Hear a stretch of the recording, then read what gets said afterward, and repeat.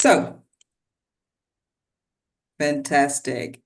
A very, very warm welcome. Good afternoon, delegates. Good afternoon, speakers and guests.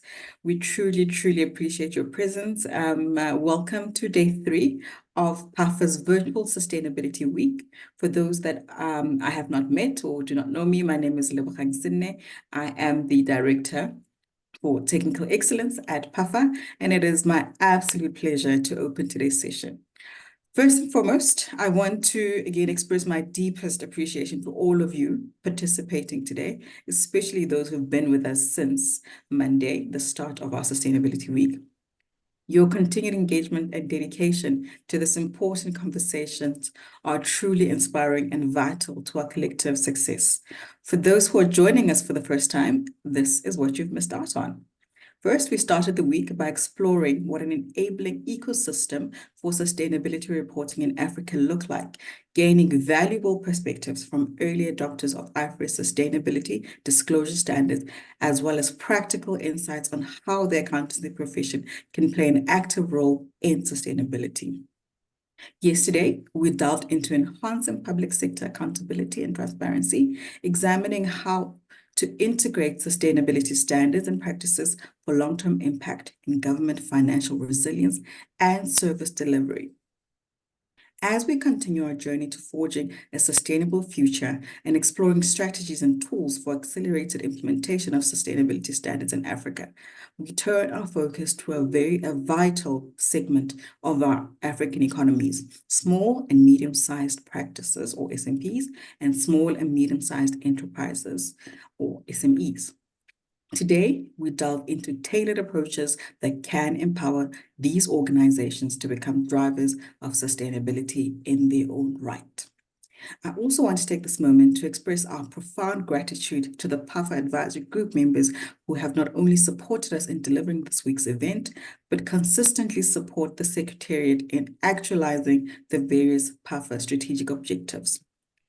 Their expertise and dedication have been invaluable in helping us address the unique challenges and opportunities we face in Africa. As with the past 2 days, we are honored to have an exceptional lineup of speakers and panelists whose detailed profiles have been shared in the chat.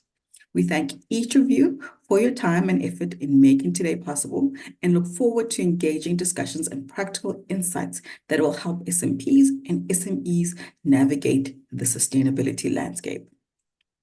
As we progress through today's session and look ahead to our final day tomorrow, I wish to echo the PAFA CEO's encouragement to all participants to actively engage, ask questions, and share your own experiences. Your contributions truly enrich our collective learning and strengthen our ability to implement sustainable practices across Africa.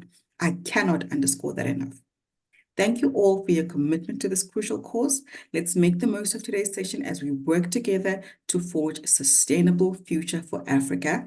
And if you're not following us already, I encourage you to please follow PAFA on LinkedIn for an update of all the developments at PAFA. If it's not up now, we will have a QR code that you can scan for that purpose. Back to you, Chuko. Thank you, Levo. Without further, without much ado, we'll be going into the section proper. Our lead discussant today will be diving into the roles of practitioners in sustainability. And the discussant today is no other person but Mrs. Comfort Olujomoke Eyitayo. Ms. Comfort is an IFAC SMP Advisory Group member, and she is the former president of the Institute of Chartered Accountants of Nigeria. Ms. Comfort, you are welcome, and over to you. Thank you very much. Second to share my screen.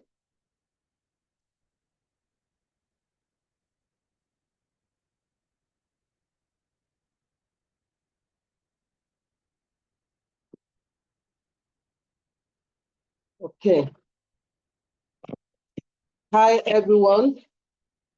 It's a pleasure to be with you all as part of PAFA's Sustainability Week. My name, as I've been introduced, is Comfort Olu Eyitayo. and I represent the Institute of Chartered Accountants of Nigeria on IFAC's Small and Medium Practices Advisory Group, SMPAG for short. I am also a senior partner of an SMP in Nigeria, so I'm actively practicing.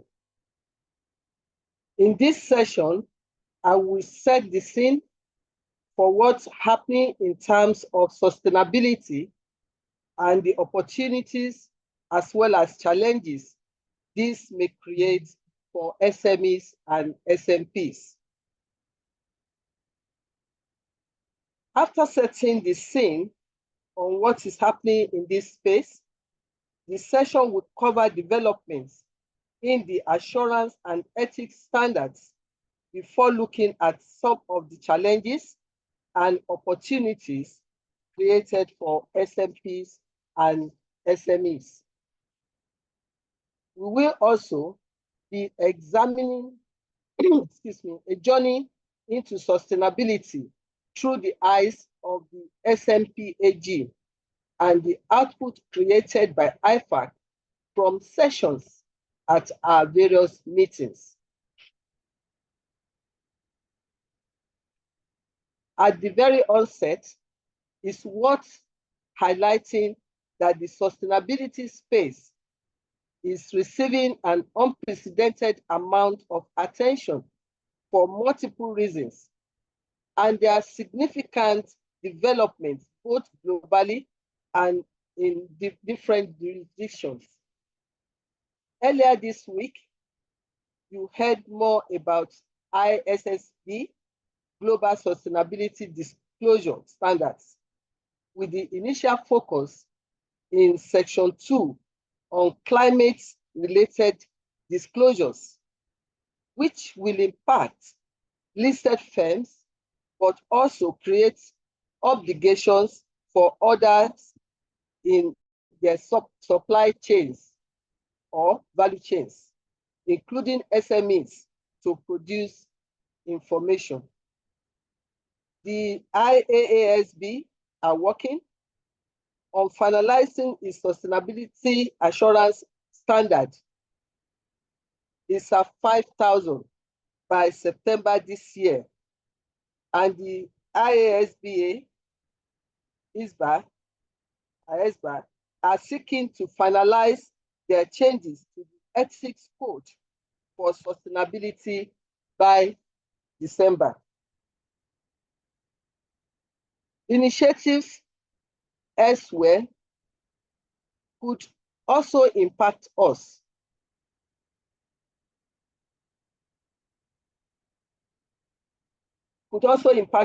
Europe may seem far away, but the EU is taking the lead on sustainability with their corporate sustainability reporting directive, CSRD and EFRAG. They have drafted sustainability reporting standards for SMEs. We need to carefully watch how this may drive global behaviors and requirements. So as you can see, a lot of pace and momentum for the changes is happening in this space.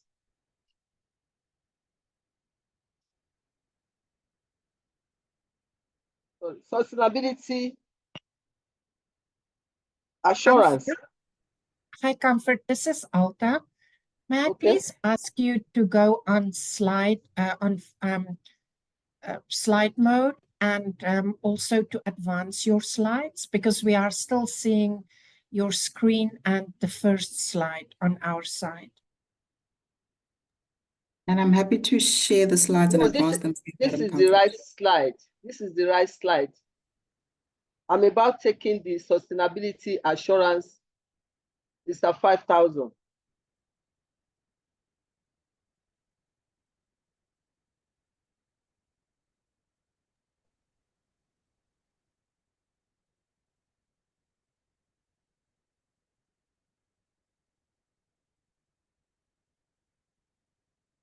Are you with me? That's the first slide. That's perfect. We are now seeing the journey so far. Okay, you want me to start again? No, madam, just continue. Thank you so much for your patience. Next slide, please, because I've gone past this. We should be on the next one, I think. Sustainability assurance, we were covering. Yes, Yeah. exactly. This is where we are. So let us take a deeper look at sustainability assurance, and the IAASB new standard is at 5,000. So just to set, please, can you go on the next slide, please? Thank you. So just to set the scene in relation to this standard and its aims, ISA 5000 is designed to be a principles-based standard with universal requirements. This means that it can broadly apply for all sustainability topics and information and for all reporting standards.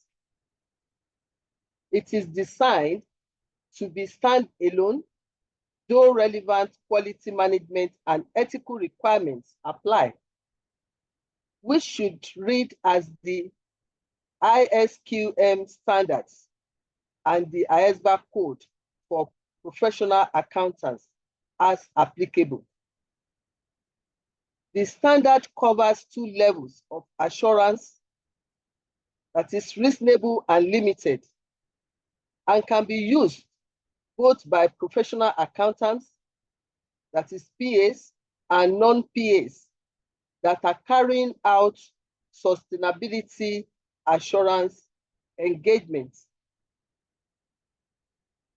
Next slide, please. Let's take a look at where this project is then. In July 2023 rather, an exposure draft of the standard was released. IFAC submitted a response informed by the SMPAG and others as part of the consultation process.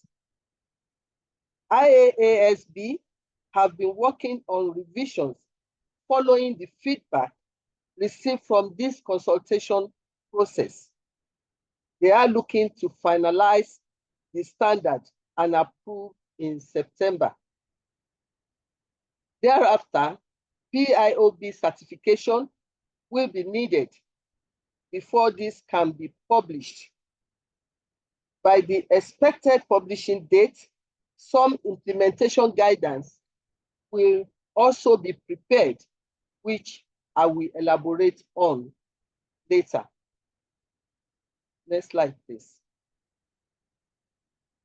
One of the much discussed themes in the consultation was the need for non-authoritative guidance to support the requirements within ISA 5000. The IAASB have released this timetable for the guidance that will be available.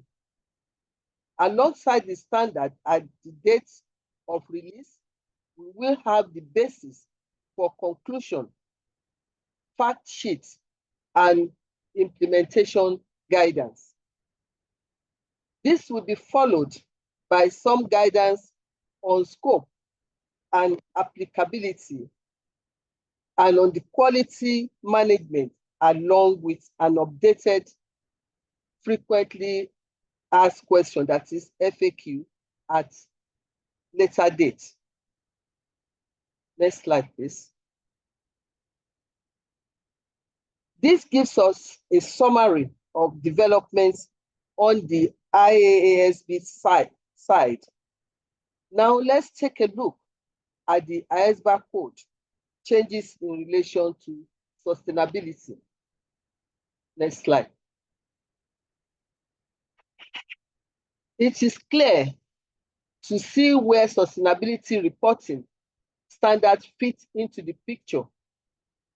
They will give rise to reporting obligations for businesses.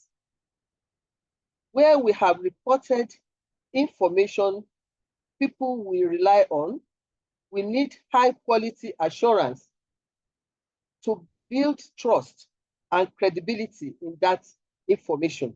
So the role of the assurance standard is also clear. What can be forgotten in this whole system of reporting and assurance, which is meaningless without effective guidance around ethics and independence? This applies as much for sustainability as it does for financial reporting. To put it simply, the system for providing sustainability information to users cannot be complete, operable, or effective without robust ethics and independence standards underpinning sustainability reporting and assurance. Next slide, please. So it is clear the guidance in this area must apply to both sustainability reporting and sustainability assurance. On the assurance side, independence is a key consideration as it is in financial audits. The intention within IESBA's exposure draft on code changes issued in January this year has been to create guidance that has a number of characteristics. For sustainability assurance, similar to ISA 5000, profession agnostic requirements suitable for PAs and non-PAs is the aim, with the intention of creating equivalence for PAs and non-PAs. The requirements should be capable of being applied to any reporting framework and should be stand-alone. In terms of sustainability reporting, the requirements aim to build on existing work in the code, and revision have also been needed to parts of the extant code by adding sustainability-related examples. The guidance here is designed for PAs, not as much core for professional agnostic guidance as in assurance, and again, is intended to be framework neutral. Next slide, please. For sustainability assurance, stand-alone requirements are important as non-PAs as well as PAs will be using this. So they needed to be distinct. This was the thinking behind creating part 5 of the code. This slide shows what applies to who. Remember, sustainability assurance practitioners will include PAs as well as non-PAs. So everything in the code can be relevant to PAs depending upon the work they are carrying out. Part 5 is not exclusively for non-PAs. Next slide, please.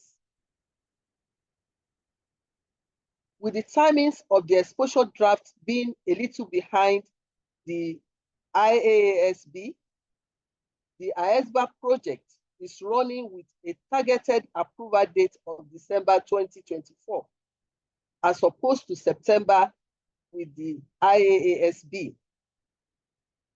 IFAC responded to the exposure draft, and this response was partly informed by the SMP AG. Next slide, please. This is an update on the work the standard setting bodies have been doing. Let's move on to thinking about opportunities and challenges for SMPs and SMEs. Next slide, please. Late last year, IFAC released 4 challenges and opportunities for the profession in relation to sustainability, which I believe David Maddon from IFAC covered on Monday. It is important to think about this through the lens of SMPs and SMEs. The first area is championing an integrated mindset. This is about encouraging SMEs and our own practices to give sustainability goals an equal footing with the traditional financial and performance goals that we have. So if you have KPIs in these other areas, there should be some sustainability KPIs that are treated with equal importance.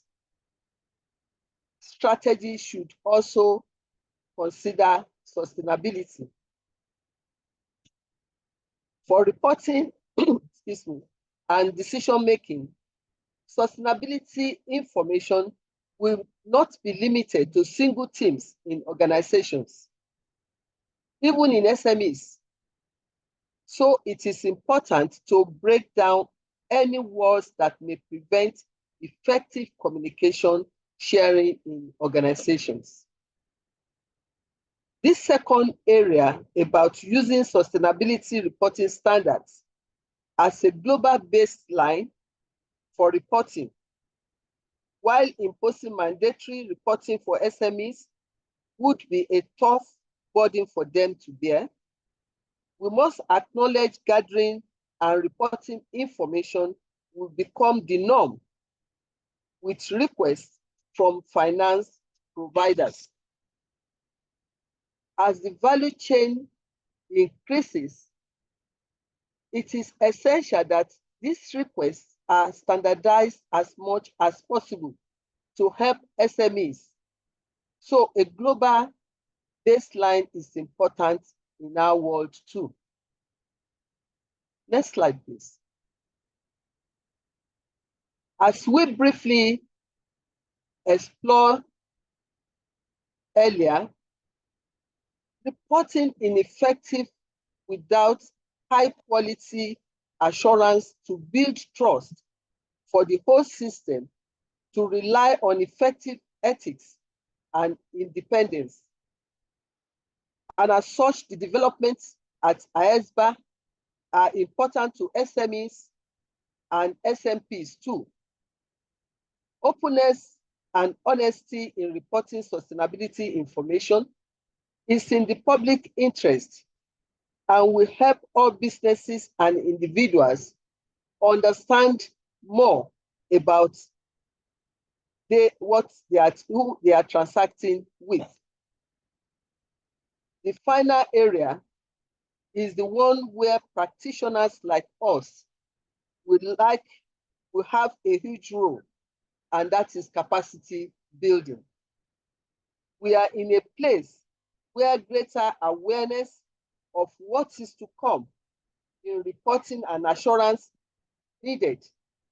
But beyond that, business case for sustainability needs to be made clear to both SMPs and SMEs. A lot will need to change if we are to be successful on this journey. Next slide, please. Next slide. Let's take a look at how embracing sustainability makes sense for SMEs and SMPs. Next slide. Okay.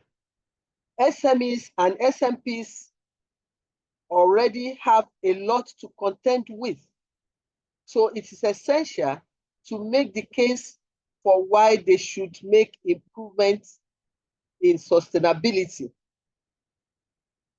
Taking the time to think about sustainability will help future-proof your business in some ways. You want to be thinking about both risks and opportunities as early as possible. We should take action on this. Proactivity now will also mean we are better prepared for when reporting might become mandated for SMEs, either through formal statutory reporting requirements or fulfill supply chain obligations. If we are supplying larger entities that may be subject to or as a part of their requirement for finance providers. Internally, these things can also help us improve the way we do things and attract customers and staff by showing how we are different. Doing the right thing in terms of sustainability can The help build translator, the reputation. interpreter is in the wrong channel. Pardon? Madam Comfort, just give us a moment so we make an adjustment. Okay. Can we try again, Madam? Please go ahead. Okay, let me start. Just one moment, Madam. Okay. Just one moment. Sibongile, can you sort that out, please? Madam Comfort, just one moment, please. Sure. PAFA team leader. Perfect. Go ahead, Madam. Thank you for your patience. Thank you. I take that again. Internally, these things can also help to improve the way we do things and attract customers and staff by showing how we are different. Doing the right thing in terms of sustainability can help build reputation and fulfill compliance obligations. Next slide, please. Thinking about SMPs a little more specifically, sustainability is a must for future proofing. Clients will increasingly expect their advisors to have expertise in this area. So we must walk the talk as part of our preparations. Doing this early will create a competitive advantage and help attract those clients that value sustainable practices. Clients are also increasingly wanting strategic support and help in decision-making. Helping them take into account sustainability factors will lead to more effective decisions that create long-term value. Moving with development also helps foster innovation and can open your firm to new opportunities. SMPs have a hard-earned reputation for supporting businesses as trusted advisors and play a huge part in improving financial literacy. I would like to see a future where SMPs will play an equally large role in supporting sustainability literacy in SMEs. Next slide, please. For the final part of this session, I want to showcase some of the insights IFAC's Small and Medium Practices Advisory Group have gained on this topic and the output created from those insights. Next slide. Let me start by saying a little more about IFAC Small and Medium Practices Advisory Group.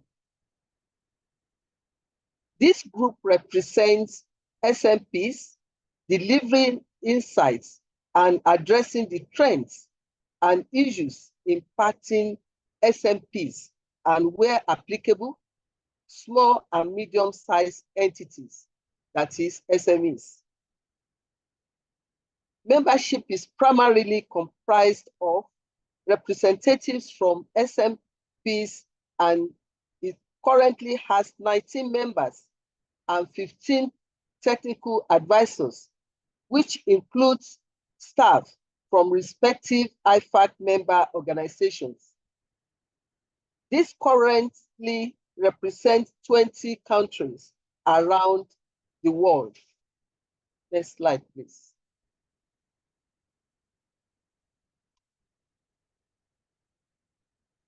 Sustainability has been a recurring topic at our SMPAG meetings. In May last year, we heard from Mark Dulat, who showcased his SMP's journey into delivering sustainability advisory services for clients.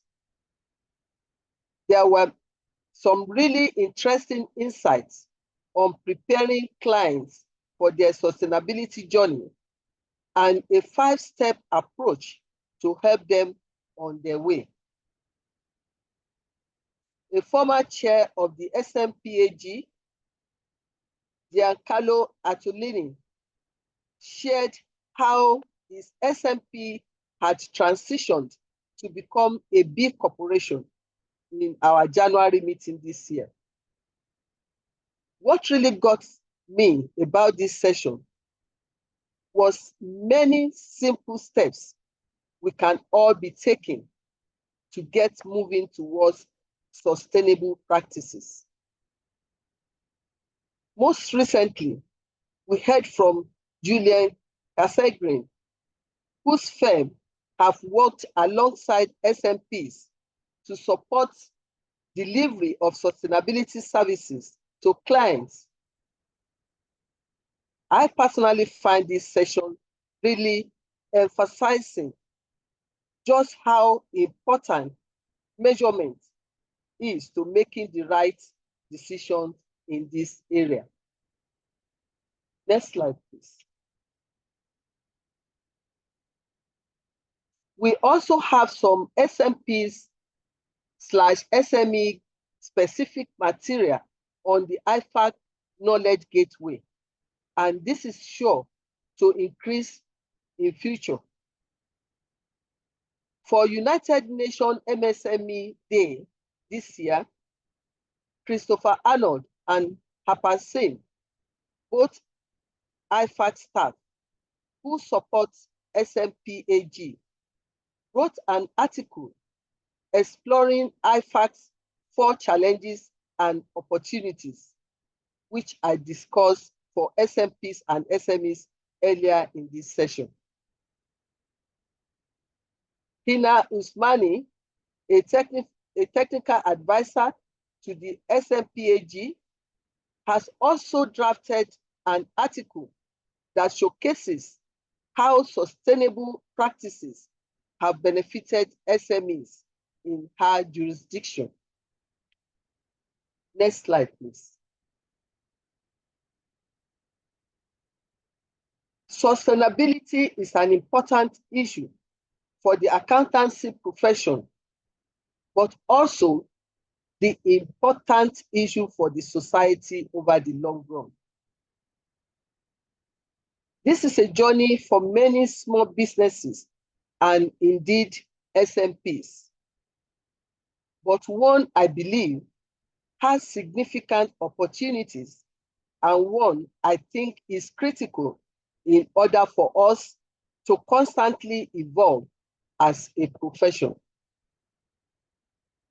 The future offers SMPs significant opportunities to grow and adapt to serve a rapidly changing world. Next slide, please.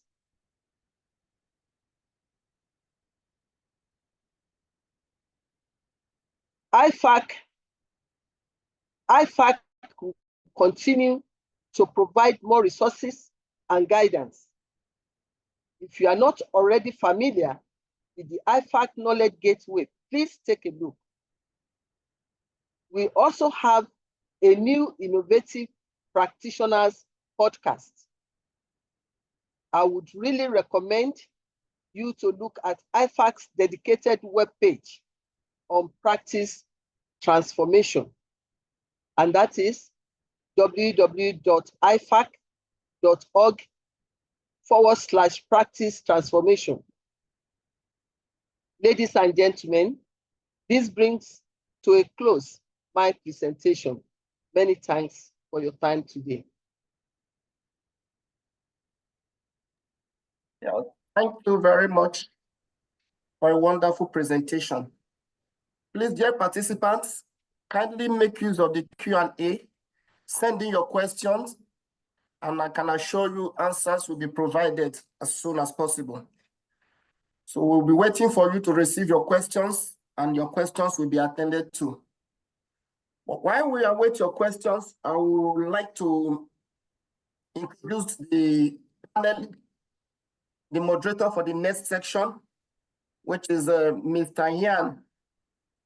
Mr. Yan will be introducing the other members of his panelists, and immediately after the Q&A session, the panelists will take over.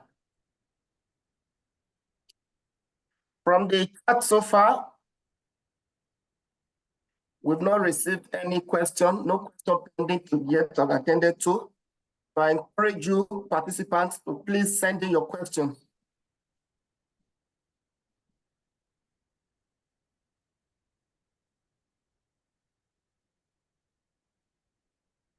Send in your question through the Q&A.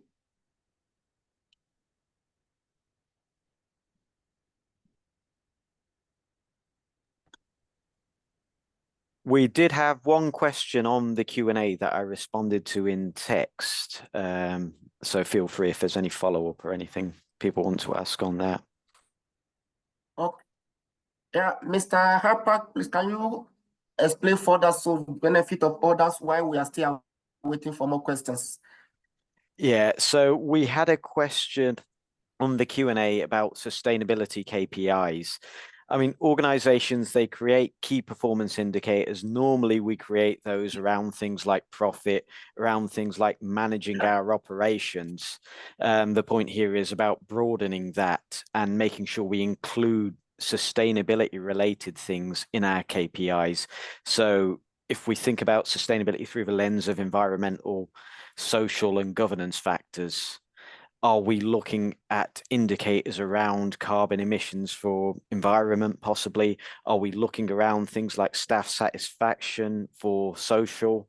So just broadening out those measures of success we have in the organization to make sure they incorporate sustainability.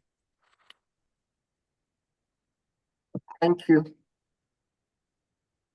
Without further questions, we'll be moving forward to the next section. But don't forget, the future offers SME opportunity to adapt and to offer service to the rapid changing world. I would like to welcome Mr. Yan to introduce the members of his panel. Over to you, Mr. Yan. Thank you, Ochoku. Good afternoon, distinguished guests and esteemed colleagues from across Africa and beyond. My name is Ian Mtecha from the Independent Regulatory Board for Auditors in South Africa, IRBA. At the IRBA, one of my roles is managing the IRBA's Sustainability Standing Committee. And as a result, I have a vested interest in the upcoming panel discussion on the tailored strategies as well as the tools for SMPs and SMEs to drive sustainability standards. With that, I'll be moderating a 60-minute panel discussion that brings together essentially experts and regulators in the accountancy profession. This session will delve into practical strategies and tools that can be implemented to effectively integrate sustainability into core business operations, specifically focusing on SMEs and SMPs, as we've indicated. Our panelists will share their experiences and insights, provide valuable guidance for you, our attendees. The discussion will seek to identify the unique challenges and opportunities faced by SMPs and SMEs in implementing sustainability standards. It will also explore practical strategies and tools that can be adopted to streamline the sustainability reporting process for SMPs and SMEs. We'll also foster knowledge sharing as well as networking amongst our attendees. With that, if I could please ask each of our panelists to briefly introduce the organizations and its role in supporting SMEs and SMPs. First up, my colleague from the International Federation of Accountants. Thank you. My name is Harpal Singh. I work for the International Federation of Accountants. Specifically in my role, day to day, I spend, I think, over 70% of my time looking after small and medium practice interests, looking after the small and medium practices advisory group. I also look at adoption and implementation materials for IFAC. So we have these standards in place. Then we have this impossible task for small and medium practices, small and medium entities to adopt some of these things. So producing some materials that help that transition to making these ideas and these standards a reality on the ground. Thank you. Thanks, Harpal. Our second panelist colleagues is from the Association of Chartered Accountants, the ACCA. Evelyn, please go ahead and introduce your organization. Thanks, Ian. Good day, everyone. My name is Evelyn Isioye. I work with ACCA as the regional lead overseeing policy and insights across India and Africa. Basically, I take care of the research work that we do around how to support professionals, including SMPs, and employers, including SMEs, within this region. We also work to support stakeholders like PAOs and regulators in implementing some of the policy recommendations from this research. Thank you. Perfect. Thank you, Evelyn, and welcome. Over to my colleague from the European Federation of Accountants and Auditors for SMEs. Paul? Thanks, Ian. Yeah, it's a great pleasure to join you all this afternoon. Yeah, I'm the technical director at the European Federation of Accountants and Auditors for SME, EFA. We're an organization that represents small and medium-sized practices across Europe. We have 15 professional accountancy organizations that are members of ours, including ACCA. A very large proportion of my time over the last few years has been devoted to monitoring and input into the development of sustainability reporting regulation and standards. Comfort, in her introductory words, mentioned how in the European Union we are on the cusp of mandatory sustainability reporting for about 50,000 large and listed companies starting from 2025. So we input to the development of that regulation. We've also input extensively to the development of European sustainability reporting standards, which incidentally later this year we expect to have the finalization of a sustainability reporting standard for voluntary use by non-listed SMEs. Thank you. Thank you, Paul. And then to round off our panelists, we've got Catherine from ISPEC. Catherine, please go ahead and introduce your organization. Thank you so much, Ian. Thank you, panelists and delegates. My name is Catherine Asemeit from ISPAC, the Institute of Certified Public Accountants of Kenya, which is the regulator of the accountancy profession in Kenya. We also are the national standard setter, and we disseminate standards of professional practice within the country, and we regulate the accountants and issue licenses for practice Thank you so much. Perfect. Colleagues, in terms of how we'll approach it, we'll have about a 30-minute discussion with our panelists, which is essentially a question and answer session. And thereafter, we'll allow you, our attendees, to put forward questions to our panelists for about a 15-minute session towards the end of our discussion. So let's get started. The first question goes to our colleague from IFAC. What practical low-cost steps can SMEs take to incorporate sustainability into their operations and decision-making processes? Thank you. I think Comfort mentioned some things that are going to be really useful here, and I'll be summarizing, I think, a little bit of what she said in her session. I think the key point for me here is life is hard enough. We don't need to reinvent the wheel on every single thing we do. Integrating sustainability, integrating sustainable thinking into existing practices is the right place to start for SMEs. I mean, we know how tough it is in the resource environment we're faced with at the moment. Within SMEs, we'll have a strategic planning process. We'll use tools, very simple tools, sometimes like SWOT analysis. We will have information systems that we use to capture reliable data that we then report on. I think the first step is look at what you already have in place and have a look at where you can get to in terms of adapting those processes you already have. So as an example, when you're creating strategy, when you're thinking about what the organization is going to do over the next 5, 10 years, have we introduced broader measures of future success beyond just those financial and operational points? I suppose it links back to the point I was making about KPIs. You know, when we're setting those important indicators of success in our organization, are we broadening those out? Because these factors about environment, these factors about social things, and everything's underpinned, of course, by governance, they're going to become increasingly important. They're going to get increasing external focus as well.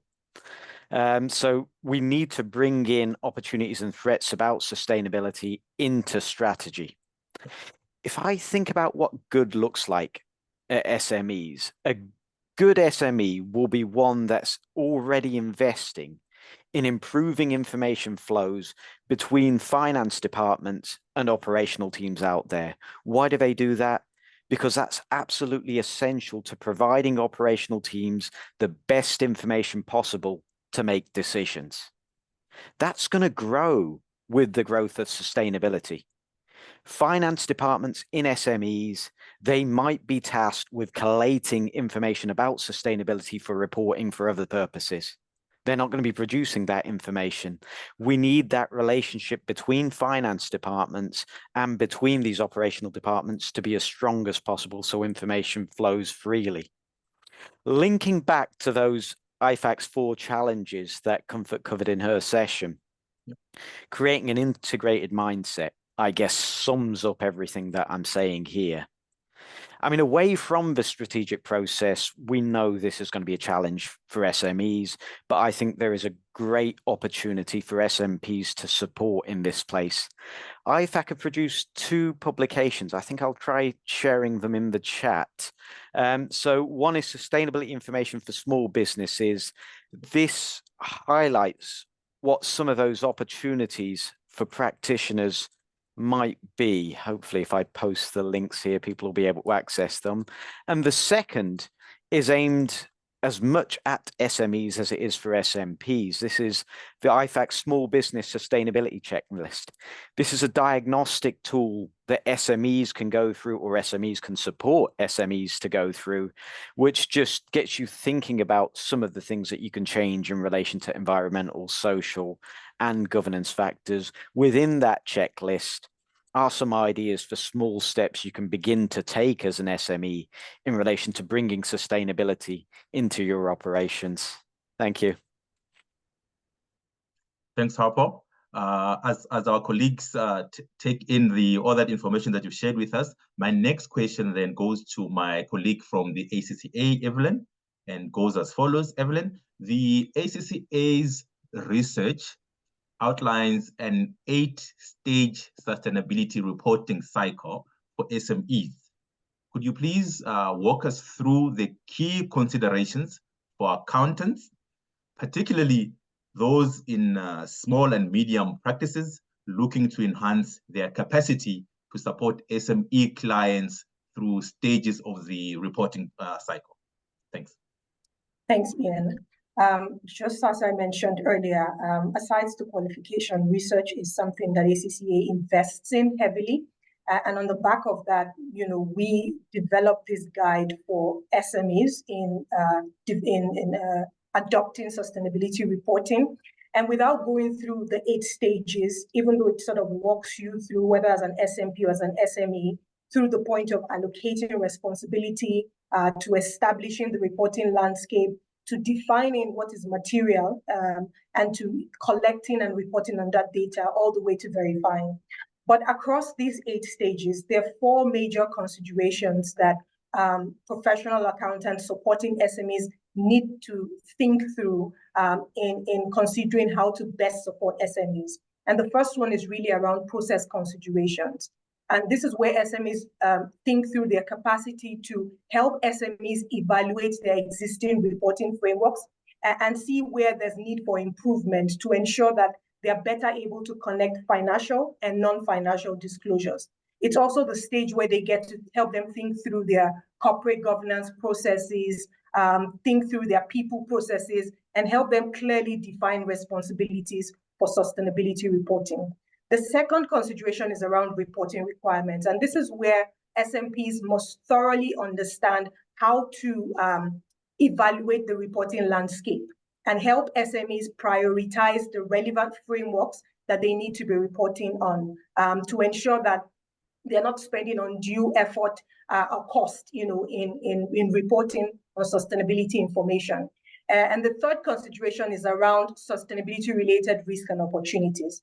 And this is where SMEs need to think through their capacity to help SMEs prioritize what truly is material. When you prioritize the relevant frameworks, what are the sustainability risk and opportunities that SMEs should then focus on? And how can they identify the targets and the metrics that are relevant to those sustainability-related risk and opportunities?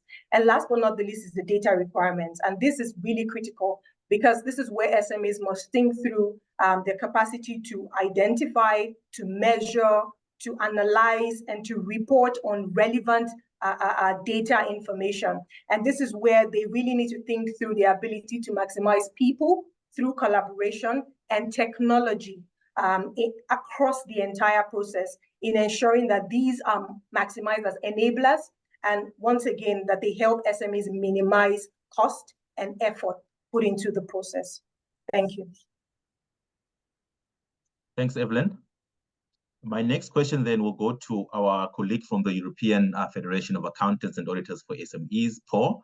Paul, what key challenges do SMEs face in implementing sustainability reporting, and how can SMPs help to overcome these particular challenges? Well, as Apple said, we're SMEs, well, certainly here in Europe, are confronted with pretty much what you would call a perfect storm of challenges. And that is, in a very short space of time, they're having to build up reporting capacity and capability in the area of sustainability. And this is largely because of the trickle-through effect of value chain reporting. From 2025, 50,000 plus European Union listed and large companies will be required to report in accordance with European sustainability reporting standards. Those standards adopt what's called the double materiality approach, and that means they're having to address impacts of their organization on the environment, on society. And that involves them digging down into their value chain, looking at their suppliers, looking at their customers, and asking them for the information that they can consolidate and produce and integrate into their own reports that are required in accordance with the CSRD directive. Now, having said all of that, this is obviously quite a scary time. The SMEs are primarily faced with this dual challenge, what I call capability and capacity. The capacity one is simply not having necessarily enough people to be able to address to do the reporting. And the capability one is having the technical expertise in the standards themselves to know what to produce. I think SMPs are in a fantastic position here. There is obviously enormous responsibility being placed on them to help their SME clients. But these SMEs will, I think, inevitably, and there's certainly evidence to suggest in Europe, will look to their SMP, the small and medium-sized practice, for assistance, for support, in the same way that they do with the preparation of their financial reports. Our research in Europe suggests that SMPs are confident that they stand ready to take on this emerging role, despite the challenges. But of course, education and training and experience will be key. And this is, of course, where the likes of the professional accountancy organizations, whether that be ICPAC, whether that be ACCA, these are the organizations that are preparing the guidance, that are preparing the education courses, oftentimes online. What we've noticed as well in Europe at the moment, and this is perhaps a little bit frustrating from the perspective of an organization representing SMP, is that the larger accounting firms are already moved into the space. They've already rapidly built up capacity. They've recruited a lot of people with sustainability expertise, for example, and they're already offering sustainability services, advisory, reporting, and assurance to their larger clients. And so they've already got a little bit of a head start. But that being said, let's not forget that the SMP is the trusted advisor to the SME. Their SMEs are more inclined to turn to their SMP for support because these are the people, these are the organizations, these are the practices that they're traditionally relied upon to help them in a variety of ways, including here with sustainability transition. A sort of final point that I'll make, and it's very encouraging to hear that IFAC have already done a lot of work in this space, is that when it comes to offering sustainability services, SMPs, just like any other accountants, there's always going to be some degree of skepticism. Oh, here we go again. These guys are trying to sell us some services, trying to convince us that these services are essential. Ideally, the SMPs need themselves to be, as Comfort said at the outset, walking the talk. If you're to be authentic, if you're to demonstrate competence and integrity, then you need to be doing some of this stuff yourself. And therefore, it would be a very good idea for small and medium-sized practices to sit back and say, what are the most significant environmental and social impacts that our practice has? And what risks and opportunities does the ESG, the sustainability agenda, present us? And they're going through that process themselves. I think stands them in a good stead to be able to actually offer the advisory, reporting and assurance services to their SME clients.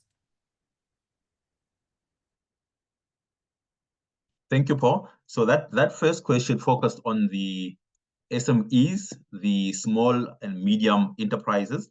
If I could then turn the angle to the other side and say, is there anything you would like to add in terms of what challenges now the SMPs, the small and medium practices, face when helping the sustainable transitions of the small and medium enterprises, as it were? Is there anything in addition that you'd like to share with our colleagues on the line? I think just to reiterate the fact that, sustainability or ESG, the subject matter itself is not necessarily something that small practitioners, that any accountants would have tackled during the course of their education and training. So the best place I think to start is obviously a lot of self-learning. To sort of upskill and get familiar with sustainability issues. you know, in many senses, it can be something, it can boil down to some of the very basic stuff. I mean, for example, a lot of small practitioners that I speak to think sustainability is just about the environment. It is not just about the environment. The environment is one leg of ESG, environment, social, and governance. So I think a good place to start for SMPs is maybe registering with some online courses. They don't need to be especially long or sophisticated in order to get familiar with the terminology, the basic concepts. A lot of the reporting skills are transferable skills, as I would say. You know, we're financial reporting, sustainability reporting, they are reportings. So there's a lot in common. And I think it's also true to say that when it comes to, as Harpal mentioned, the information systems, there's already information systems in place to capture the kind of the financial information. Those information systems can relatively easily be adapted and stretched to also capture some sustainability information. So I hope that helps, Ian, a little. Yes, it does. Thank you so much, Paul. And then one last question from my side, Paul. So in Europe at the moment, as I understand it, there is a sustainability reporting standard for voluntary use by non-listed SMEs, small and medium enterprises, that's under development. Please, can you tell us more about this particular standard, as well as including how it can be useful for the SMEs in Africa that wish to report? Thanks, Paul.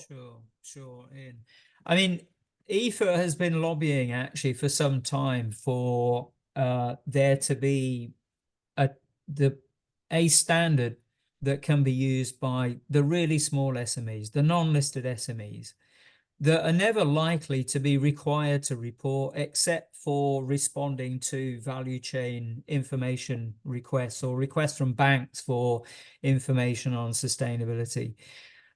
So we're very pleased to know that the European Financial Reporting Advisory Group, under the direction of the European Commission, is developing a voluntary reporting standard for these entities. And that standard is expected to be ready, finalized in December of this year.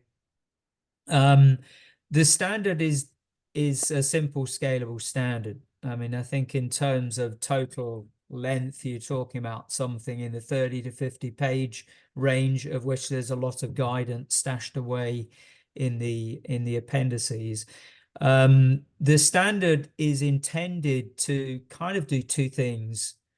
One, to help SMEs be part of the sustainable transition.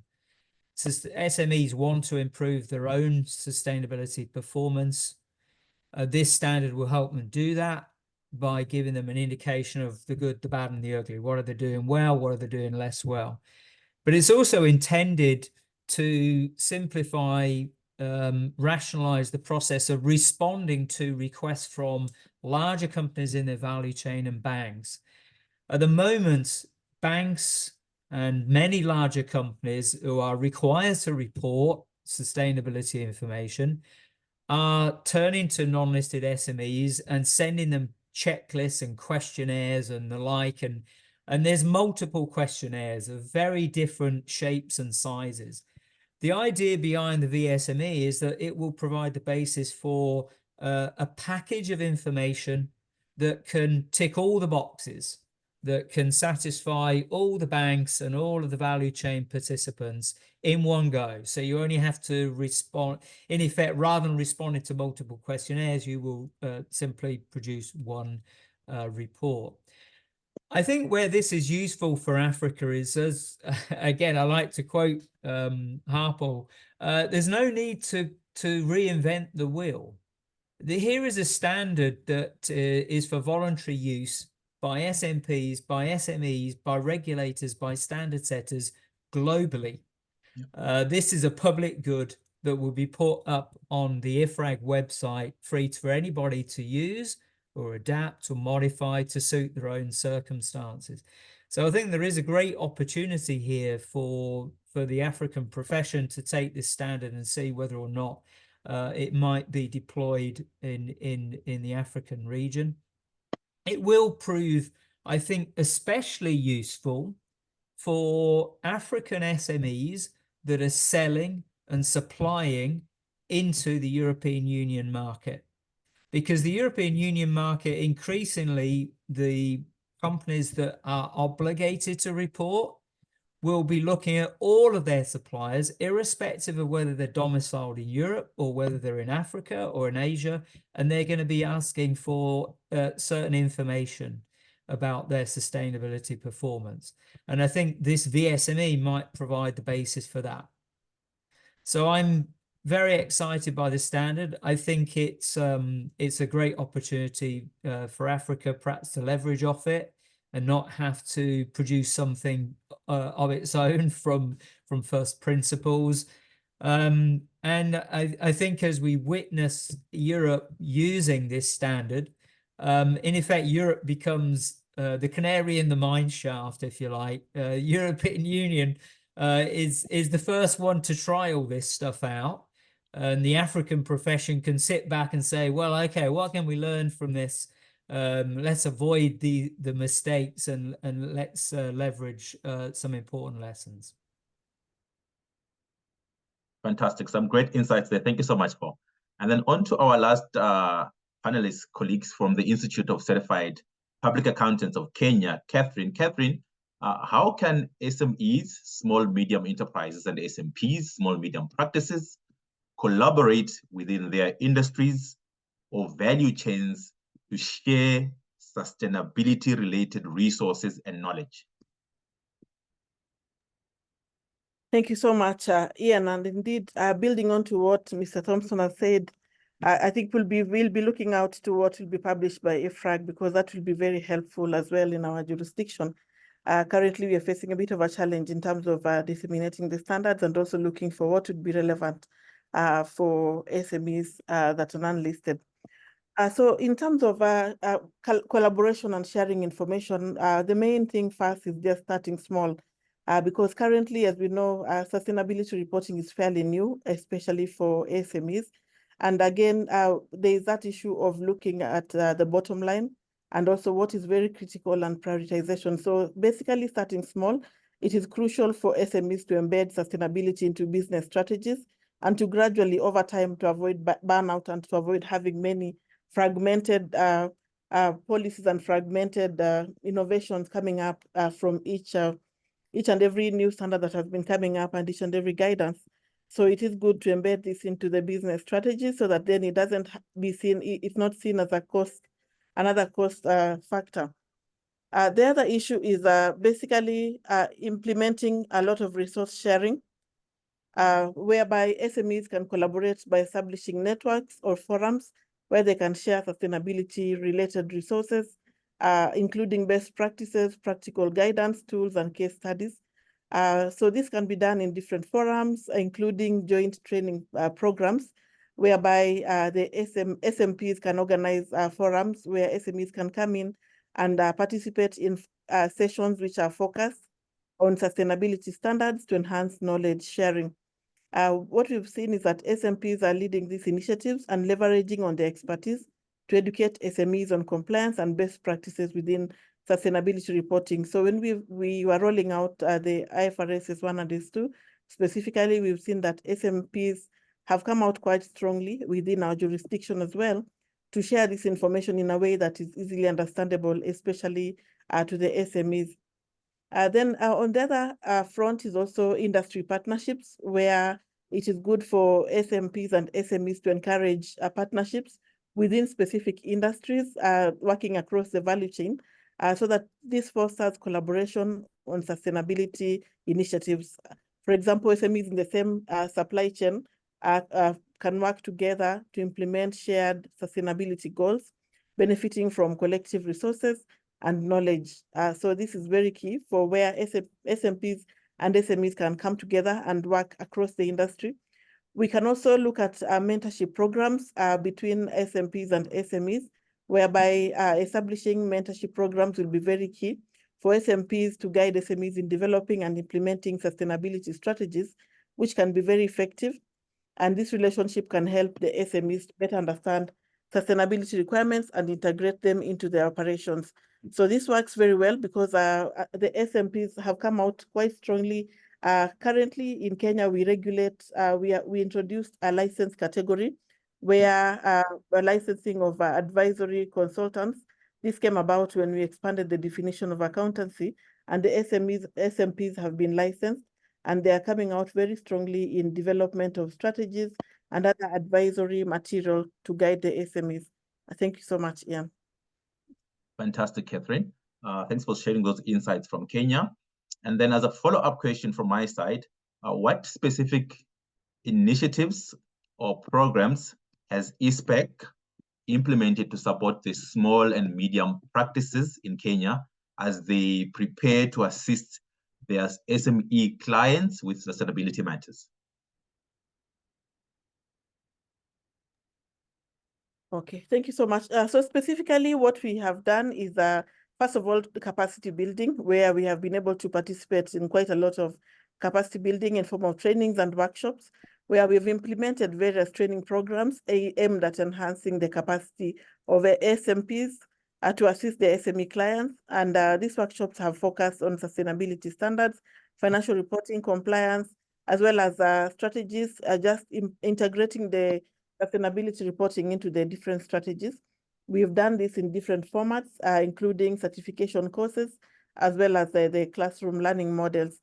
We have also been key in developing guidance materials. Currently, in line with our working group, ISPAC leads the National Country Roadmap Development Group, basically the national multi-stakeholder group that is charged with developing the country roadmap for sustainability reporting. And therefore, through that group, then we've been developing guidance materials and bulletins to disseminate this to the SMPs and SMPs, as well as other resources. We are currently also looking at how to disseminate industry-specific illustrative sets, which will be able to provide an array of resources and help the SMPs to stay informed and provide accurate advice to their SME clients. As well as that, again, we do quite a lot of advocacy for policy support, and ISPAC is in the process of actively engaging with policymakers to advocate for supportive regulations that promote sustainability practices across the market.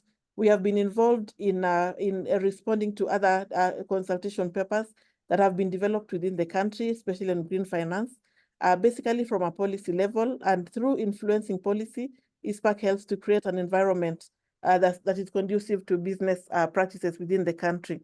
We also come up with recognition programs where we run one which is called the Financial Reporting Award, which recognizes and rewards the SMEs that excel in sustainability reporting, among other matrices.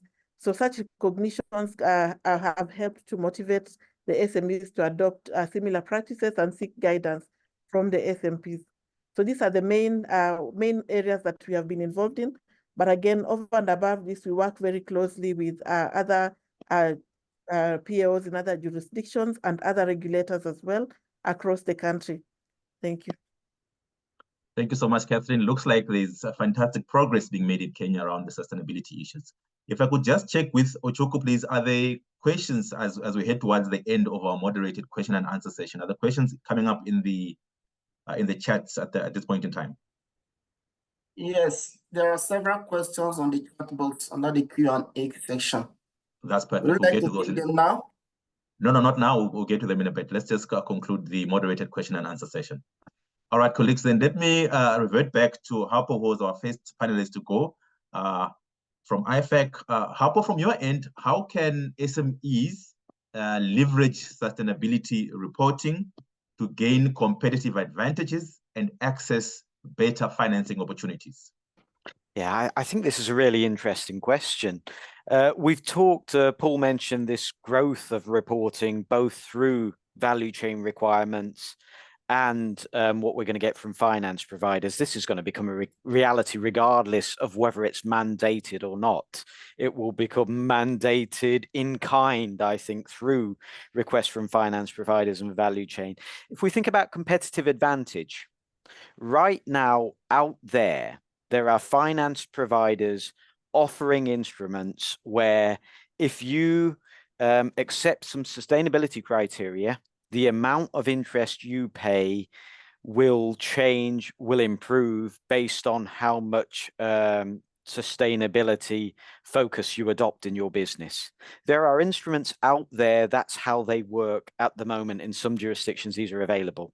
You will pay less interest if you are doing a really good job with managing sustainability in your enterprise.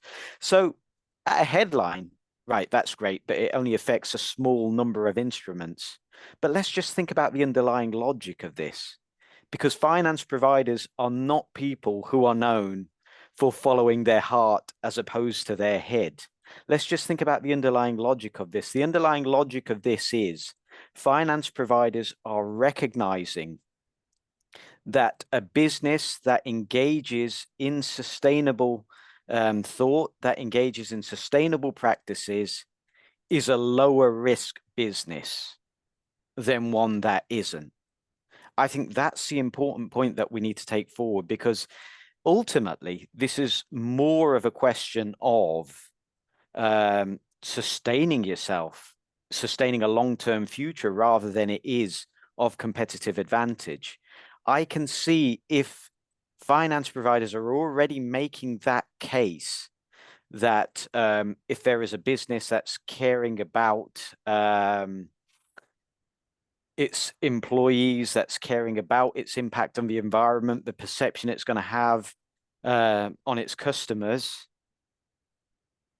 I mean, what that's saying is, if we've got all of that in place, it's demonstrating lower risk. You know, it's demonstrating credibility and foresight. Sustainability is going to be used as a proxy for demonstrating credibility and foresight. So if we have businesses that are not adopting these practices, you may find that the costs of your lending go up. You'll certainly be closed off from non-traditional financing methods that really value ESG factors. So if you think about things like microfinancing and community-based financing models that are absolutely essential to those smallest SMEs, those doors are probably going to be closed if you're not embracing sustainability factors. But, you know, even in terms of traditional lending, I can see a future not too far distant where the cost of your borrowing may go up if you're not engaging these factors, because the link has already been made by finance providers that these things suggest a lower risk for us. So, you know, the business case is already there for them. Fantastic. Thanks, Harper. And then on to Evelyn again. Evelyn, from the ACCA's guidance, it appears in there that they emphasize the need for businesses to be cognizant of increasing demands for sustainability-related information. Why is that critical for SMEs to embed sustainability guided by the approach that's followed by the ACCA's guidance?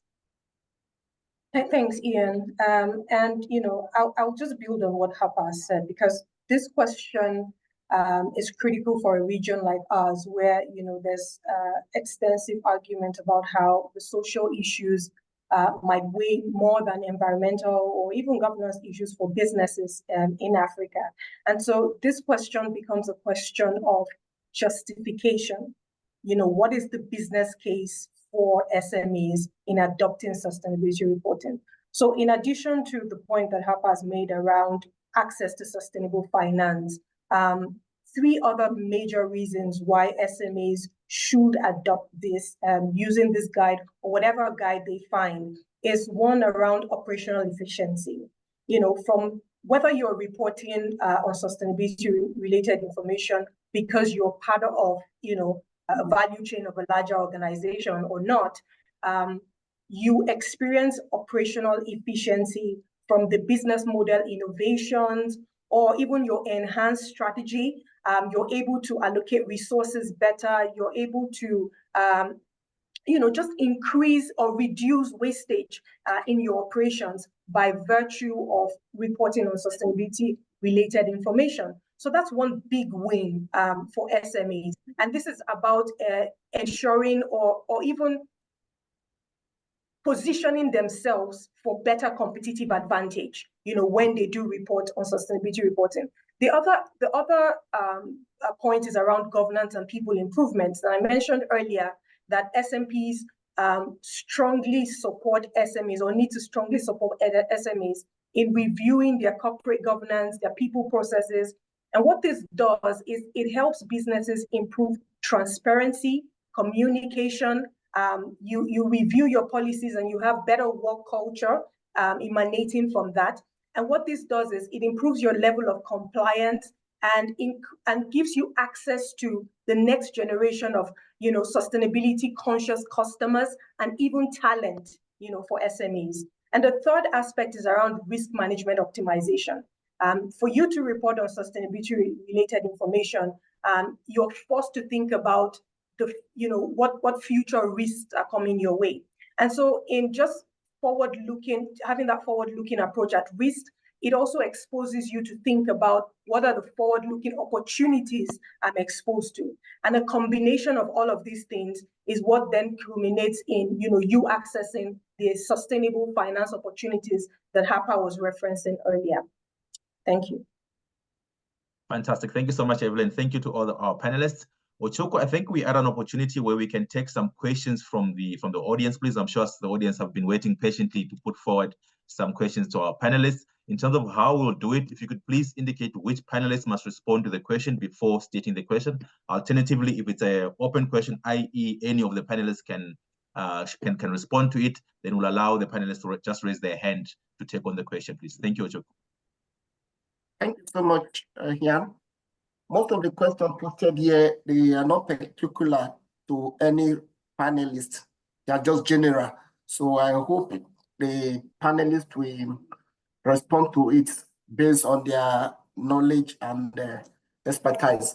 So I will take the number one question. Say, how can SME embrace sustainability into their reporting, taking clue from numerous IFRS for SME that are yet to be complied with by SME? In other words, how can SME embrace sustainability when most of them have not even been implementing IFRS for SME? That's question number one. Okay, let me just run through the question, then you provide answers to them. Is that okay? Or as I read, you provide answers to them? No, I think let's deal with each question as it comes, Ochoko. That will assist for us to have a more structured discussion. I saw Hapo nodding his head. I'm not sure whether he wants to have a first bite at the question. Hapo? Yeah, I think I can absolutely understand the position we're in. There are a lot of requirements in IFRS for SMEs that small businesses, especially on the smaller side of SME, let's make a distinction between small and medium a little bit, that they struggle to comply with. So absolutely understand, how do you have this extra layer on top? How are they expected to comply with this? It's a big challenge. And, a lot of people have got to work together to get SMEs to a place where they can comply with this. The role of small and medium practices, SMPs, is going to be absolutely essential in this. Like we have such an important role we play generally in financial literacy in supporting SMEs, we're going to have to play that same role in sustainability literacy. So it's more than important that we're well versed with everything that needs to happen here.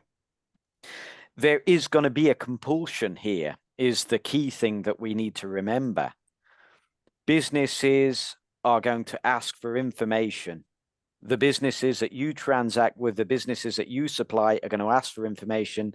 If you're not in a position to provide that information, you'll be ruled out of a lot of trading relationships. So, there is going to be this compulsion driving this. Yes, they are going to need support, but this is a change they're going to have to make. Where we have SME requirements in IFRS, sometimes it's easier to ignore those if you don't have that same direct trading impact. You may stave those off a little bit longer.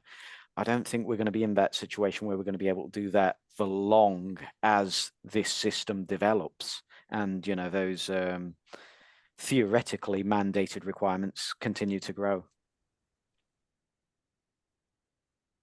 Thank you so much, Pepper.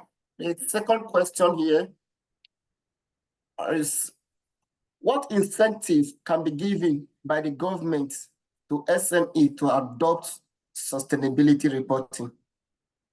Is there any available incentive given by the government or authority that will encourage SME to adopt sustainability reporting? Maybe, Yeah, Paul, go ahead, Paul. Yeah, I just thought I'd sort of jump in here. The European Union, as it goes about developing its voluntary reporting standard for non-listed SMEs, has come under an awful lot of pressure to make the reporting as easy as possible. And one of the proposals that they're looking at is basically to have online reporting tools that basically companies or their SMPs will go to and populate with the required information. And then the information will be uploaded to some central repository. And then the banks and the value chain organizations, companies can access that data online. This is, at the moment at least, just a proposal.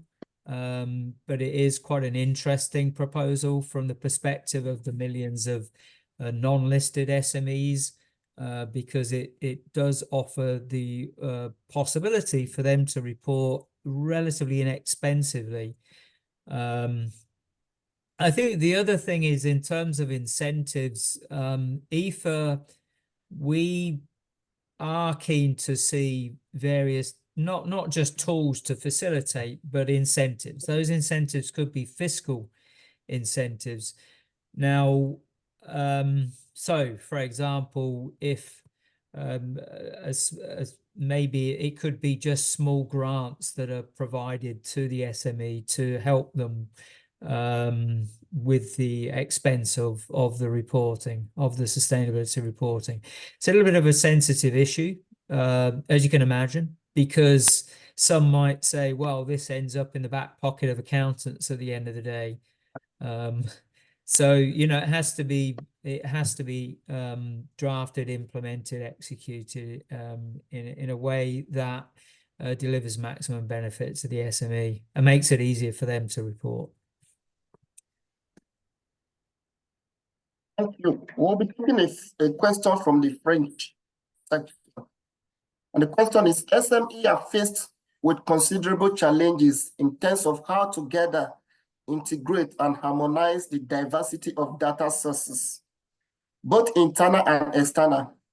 How can accountants adapt to the complexity of constantly evolving source system, which can create instability in financial data flow? I can take a This stab at question that. is in French, but translated to English. Yes, Evelyn, please go ahead and respond to it. Okay, so I shared earlier one of the roles, critical roles that SMPs really play in helping or supporting SMEs adopt is to help them prioritize. There's so many frameworks and they're evolving, you know, per second, if you may. But the SMPs play a critical role in helping them understand the landscape and prioritize which reporting frameworks and which reporting requirements must be prioritized for the industry they work in, the sector, you know, where they operate, or the jurisdiction within which they operate. And that's the very first step.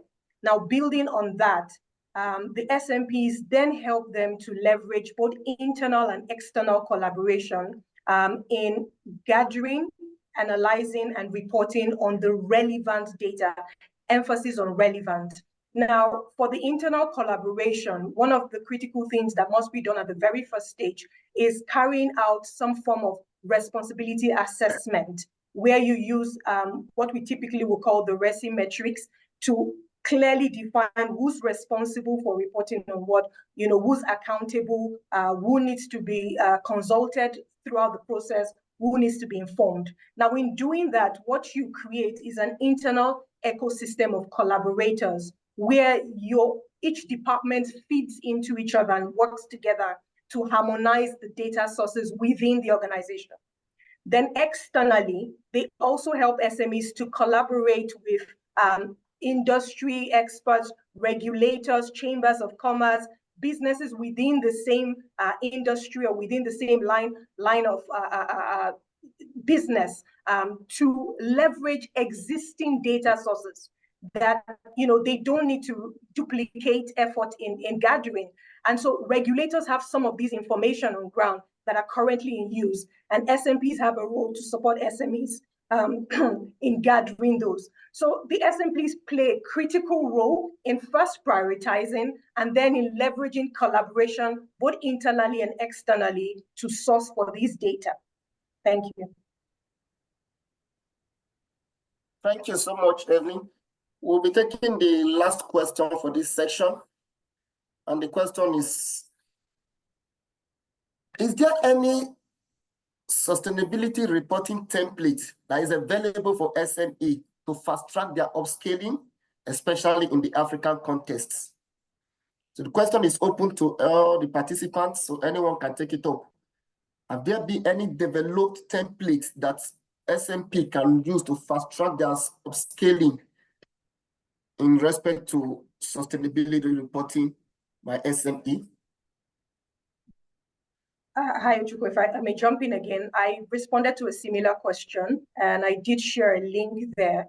At the very end of the guide for SMEs, ACCA actually did develop templates on Excel because most SMPs that support SMEs still use Excel based on the research that we do. So we did develop templates on Excel that SMPs can easily pick up and adapt to the businesses and the focus of the businesses they're supporting, and then run from there. So I just wanted to point that I'd already shared something like that in the chat. So feel free to click on the link and go to the very end of that guide.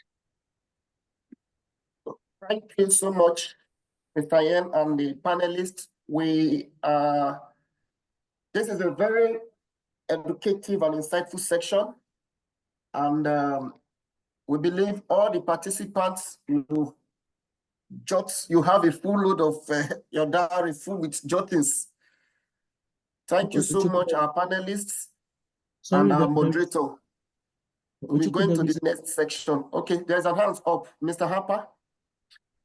If you don't mind, I'd just like to share another couple of links that have got some really useful sustainability resources that IFAC have collated. When we released the sustainability checklist, we put together a list of useful resources thinking about the needs of small and medium enterprises and small and medium practices in particular. So there's a Sway link that I've just put in the chat, and I will put another link in a second, which is I noticed that there are a few questions about online courses. There was something that we did back in September 2022 where we overviewed some of the courses and other things like that available. So I'll put a link there because I think they might be helpful to some people in the audience. Thank you. Thank you so much. I want to encourage our audience, kindly visit the PAFA website. There are a lot of documents, materials there that can help you upskill when it comes to the terms of sustainability reporting. Okay, Catherine. Thank you so much. I just wanted to add something on the question of incentives, and just to say that especially in Africa, our governments have put in place some incentives through the budgets, and perhaps you could just check with your respective jurisdiction if there is funding for SMEs that you need to access by probably ensuring that you are embracing sustainability reporting. So you can just check with your respective jurisdictions because that is already implemented in some areas, and this is done in partnership with donor agencies. Then also on the issue of fragmented technology, and I think there was an issue about data management, what Evelyn had responded to. I also wanted to add about embracing technology for SMPs and SMEs, particularly business intelligence, and that is where exactly the profession is going.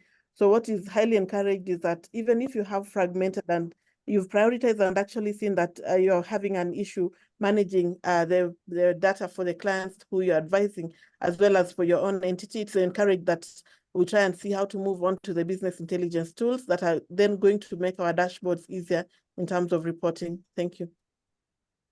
Thank you so much. Evelyn, final thoughts?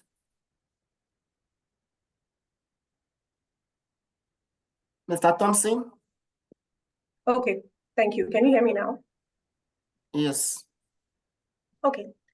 So I just want to, reiterate what most people have said earlier, which is the fact that implementers of sustainability reporting, especially among SMEs, will better be positioned to access sustainable finance opportunities, whether irrespective of how the regions differ in adopting. This will be a global phenomenon, and Africa has an opportunity to tap in. And I'd like to also emphasize the role that SMPs have to play in helping them create sound implementation plans. And like something I mentioned earlier, there's a role for technology to play, but very importantly, there's a role for people to play, and people in terms of collaboration at different levels. So being able to maximize this as enablers of the process is really at the heart of forging a sustainable future for businesses in Africa. Thank you. Thank you. Mr. Thompson? I think all I would say to the SMPs out there is to just be proactive. Get out there, start talking to your SME clients, especially the smaller ones, and talk them through what are some of their impacts, risks, and opportunities. I would also encourage capitalizing on leveraging off some of the IFAC resources, which have been dedicated to helping SMPs themselves get onto the sustainability journey. As I said at the outset, if you're going to be offering sustainability services, whether that's assurance, reporting, advisory, it is a good idea for you to be doing it yourself. If you want to be seen as authentic, and in order for you to build the expertise necessary to support your SME clients. Thank you so much. Mr. Yan, any thought for us? I will proceed. Yes, I guess one last question from my side for my panelists would be, how would we measure, or what key tools are we going to use to measure the success of the sustainability initiatives specifically around the African continent and focusing on SMEs and SMPs? Let me start from the bottom in terms of the reverse order that we started with. Catherine, any views on that aspect? Thank you so much, Ian. By and large, of course, the main tool that can be used is spreadsheets. Basic spreadsheets can be used to track progress on sustainability projects, record data, and also analyze trends over time. So I think most of us are already familiar with the use of spreadsheets, so that would really work well. Then the SMEs will, however, need to ensure that data quality and integrity is maintained even as we do this, and also how to manage and manipulate that data within the Excel spreadsheets and other tools that can also be developed through, their respective specialists. We can also use sustainability scorecards, developing and use of existing scorecards, which allow for ease of tracking and comparison of sustainability initiatives over time. I think there's also sustainable procurement tools currently that the tools like the UN Sustainable Procurement Toolbox, which provide guidance and checklists to be used. Those are what I could think of for now. And I would like to also hear what the rest would say from other jurisdictions. Thank you. Perfect. Thank you, Catherine. Paul, from your end, any other views? Very little to add, except for the fact that, arguably the most pressing sustainability issue of our time is climate change, and in particular, CO2 mitigation, reduction. So I think there will be no harm in, as a starting point, SMPs going to their SME clients and helping them complete a simple carbon footprint calculation. There's many carbon calculators available online. Oftentimes you just estimate the data and drop it in, and it will give you an idea of where you are, where the business is right now. The SMP could do it of themselves in the first place before they actually go to the clients and say, hey, look, let's calibrate your CO2 footprint. So I think that's a good place to start. It then gives you a benchmark from which you can then aim in subsequent years. But that's obviously just one aspect of sustainability. It's just one aspect of the environment in ESG, but an important one. Fantastic. Thank you, Paul. Evelyn, from your end? Yeah, I mean, all the panelists have really shared, fantastic tools. I was listening to Catherine and, some very fantastic ones she's shared. So I won't repeat those. I'd like to just focus on maybe the metrics or how we define what a good, or how we measure what a good sustainability report should look like. I'd like to go from that perspective. And I would say 4 major measures can be focused on. And the one is around the level of connectivity between the financial and non-financial disclosures. That's absolutely critical. The second is around the level of verifiability of the data disclosures. And that's something that we must always measure at every point in time throughout the reporting cycle. The third is around timeliness of report. I mean, even after the first year of adoption waiver, this will become even more critical. And last but not the least is the ease of understandability of the report, knowing fully well that some of the users of that report will not be finance professionals, but would need to understand easily what's in our sustainability report. Thank you. Perfect, Thank you Evelyn. so And how much. far you have the last word from our panelists? Thank We you. have exceeded our time. We have exceeded our time. Thank you so much. If you have any other contribution, please, panelists, you can drop it on the chat for everyone to read. We've exceeded the time allotted to this section. Thank you so much, Mr. Yan and the other panel members. We'll be going to the last section of the program for today. And the last section is essentially a case study. Hello. Hello, Mr. Lewis. Yeah, I actually have some questions in the chat. One last one was, what kind of sustainability tools can be put in place in forestry countries? Okay, thank you so much for the question. The panelists will respond to the question on the chats while we progress. We are going to the last section of the program, and the last section is actually a case study on innovative sustainability approaches for practitioners. We believe this section will provide us with an opportunity to explore cutting-edge strategies and tools that can drive sustainability practice in organization. I'm confident that today's discussion will inspire you to take action to implement innovative sustainability solution and drive a positive change in your organization. Leading this section, we'll be calling on Mr. Isaac Kohn from ABCD Consulting. Mr. Kohn, over to you.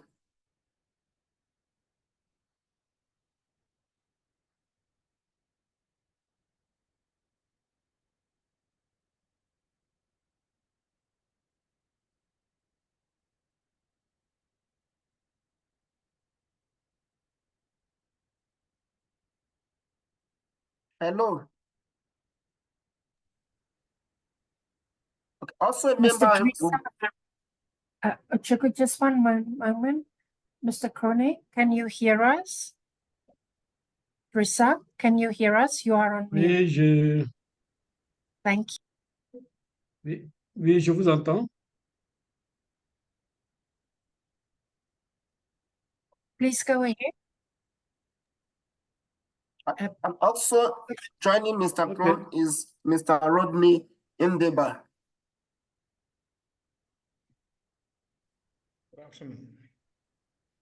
You have the floor, sir. Ben, oui, oui, excusez-moi. En fait, c'est quelle est la méthode pour avancer?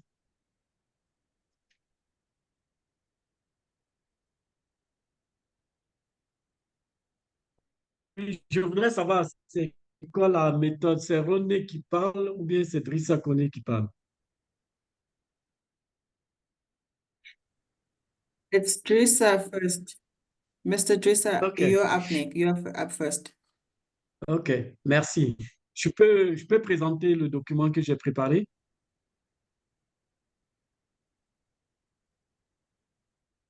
OK, Yes, you can. oui, OK, OK. Oui, donc en fait, je pense Lévis présentera le document, mais pour gagner du temps, je voudrais déjà remercier la PAFA de donner l'opportunité à la voix francophone de se faire entendre, puisque quand j'observe les discussions qui ont commencé depuis le lundi et qui vont s'achever demain, j'ai noté à peu près 34 intervenants avec les modérateurs et il n'y a pratiquement que 2 francophones. Donc, je pense qu'il y a beaucoup d'efforts à faire à ce niveau et je me réjouis en tout cas de pouvoir prendre la parole au nom des francophones. En fait, pour le contexte de la durabilité et pour les petites et moyennes entreprises et entreprises intermédiaires, il faut noter que le vrai défi que nous avons, c'est comment mettre en œuvre les deux, on va dire les 2 normes qui ont été publiées par l'IFAC, enfin, par l'ISSB, qui ont été adoptées, publiées en 2023 et qui sont rentrées en vigueur au 1er janvier 2024. Et la vraie question qui se pose, c'est de dire, de 1er janvier 2024 à la date d'aujourd'hui, comment nos entreprises, surtout les petites et moyennes entreprises, peuvent se comporter. Ces 2 normes, c'est l'IFRS S1, l'obligation générale en matière d'information financière liée à la durabilité, et l'IFRS 2, les informations fournies en lien avec les changements climatiques. En fait, de façon générale, ce qu'il faut savoir, c'est que les premiers enseignements que nous avons dans notre espace, c'est que les grandes entreprises s'approprient aisément les exigences en matière de normes internationales et les grandes entreprises disposent de moyens conséquents pour les mettre en œuvre. Or, quand on constate, les entreprises de taille intermédiaire et surtout les petites et moyennes entreprises n'ont pas de moyens pour pouvoir s'engager dans cette réflexion et dans ces activités. Et quand on regarde également les normes internationales qui sont publiées par l'IFAC et toutes les organisations autour, ne sont pas toujours aisées à mettre en œuvre. Et souvent, pour pouvoir les appliquer correctement, il faut élaborer derrière des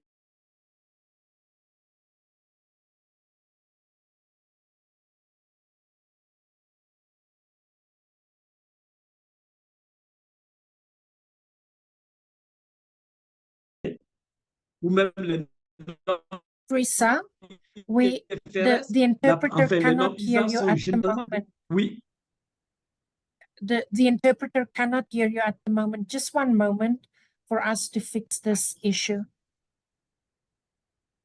Sibongile, oui, can mais you là, just ça help va the être difficile que je fasse interpreters? autrement. Je vais essayer. C'est bon maintenant? Président, allez-y maintenant, c'est bon. OK. Donc, en fait, je disais également, on a noté, il y a très peu d'études qu'on réalise, surtout dans l'espace. On a noté, par exemple, une étude qui a été réalisée en France qui montre que 40% des PME identifient le développement durable comme leur deuxième opportunité de croissance politique de durabilité et 32% prévoient un déploiement. Mais par contre, si vous venez dans notre espace, vous aurez des difficultés à trouver des études similaires. Il y a également une étude de PwC qui présente également les réactions des petites et moyennes entreprises. Et en fait, si vous voulez, la question qu'on s'est posée, c'était de dire PME. Et une question que j'ai posée à une des structures qui travaille beaucoup sur la durabilité en Afrique, c'est Doing Good in Africa, qui a eu le prix spécial, on va dire, de la CUNICEF. Et la première question que j'ai posée, est-ce que vous avez établi un baromètre pour les petites et moyennes entreprises africaines? Et si oui, est-ce que vous avez déjà conduit des évaluations pour les pays francophones?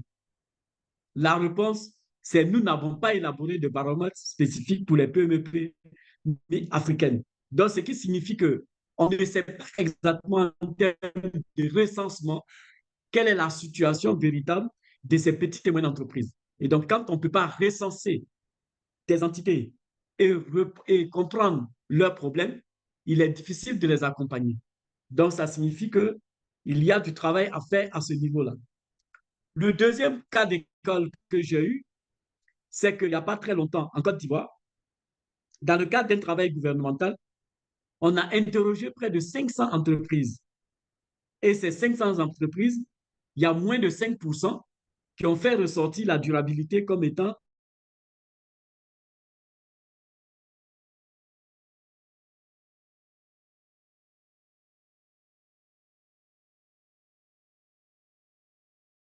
pour ces entreprises-là.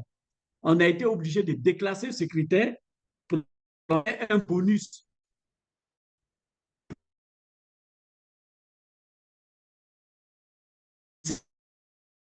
tel qu'il le faisait.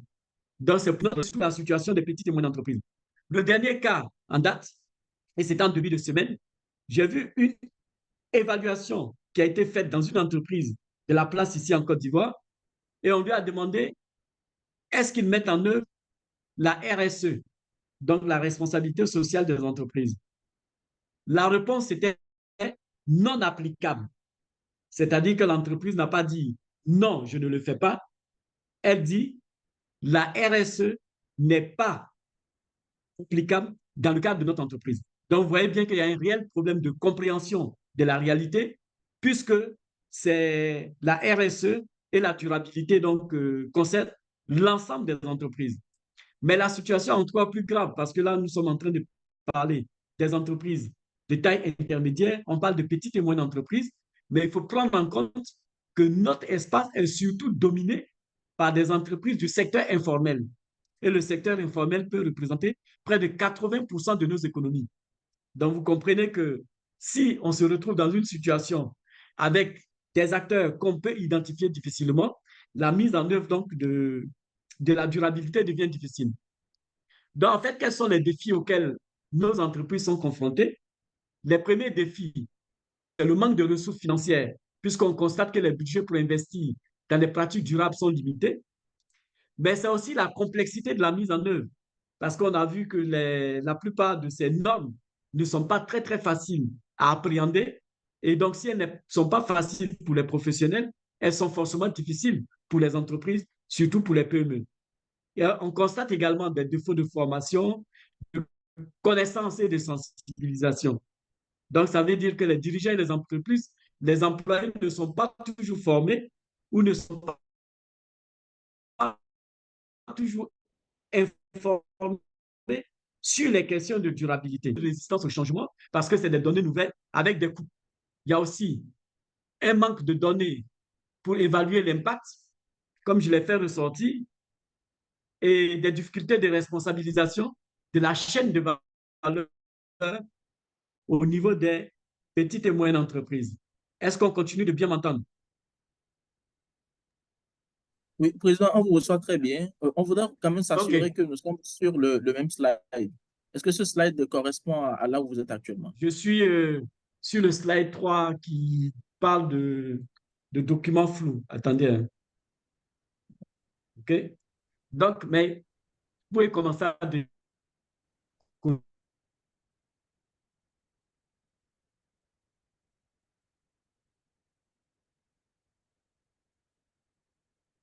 dérouler. Donc, en fait, il y a aussi un arme en train de conduire afin d'avoir une réglementation qui facilite l'application de la durabilité. Et il faut aussi une profonde implication des dirigeants. Donc, en fait, cela nous amène à dire comment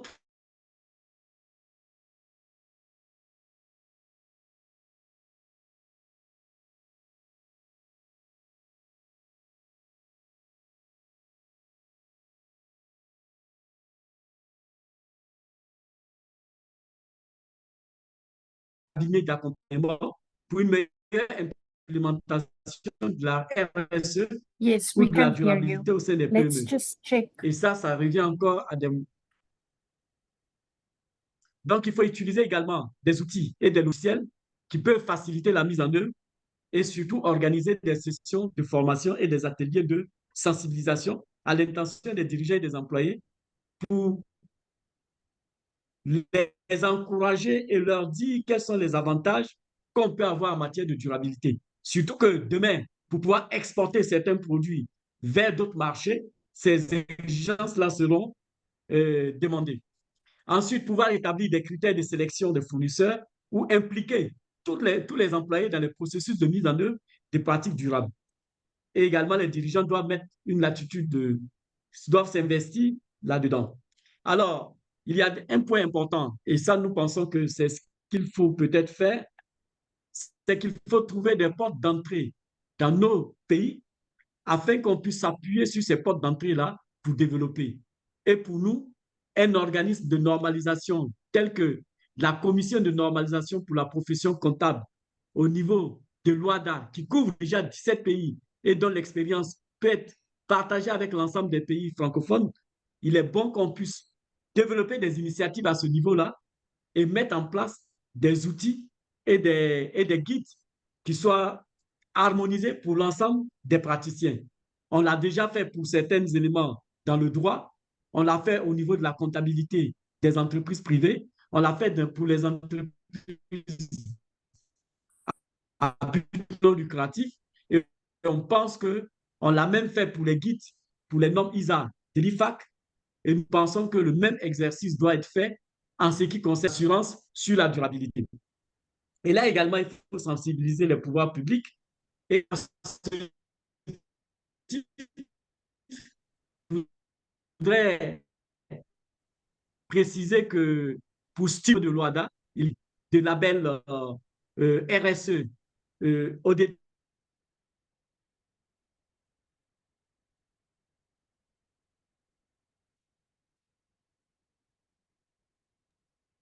Et sans que nous avons perdu la connexion.